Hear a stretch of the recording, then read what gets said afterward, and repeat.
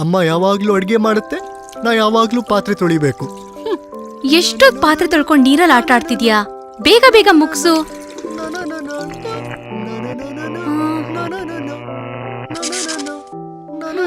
ತಿರ್ಗಾ ಬಲ್ಬ್ ಹೋಯ್ತು.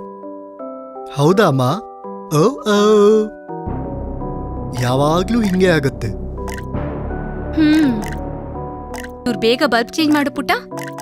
ನಾನೀಗ್ಲೇ ಚೇಂಜ್ ಮಾಡ್ತೀನಿ ಮಾ.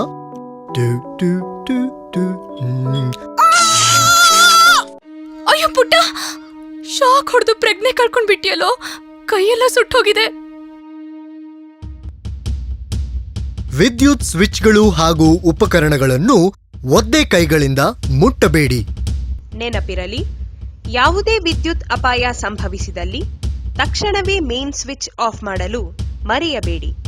ವಿದ್ಯುತ್ ಸಂಬಂಧಿತ ಯಾವುದೇ ಸಹಾಯಕ್ಕೆ ಜೆಸ್ಕಾಂ ಸಹಾಯವಾಣಿ 1800-425-8585ಕ್ಕೆ ಕರೆ ಮಾಡಿ ಅಥವಾ www.gescom.in ಗೆ ಭೇಟಿ ನೀಡಿ.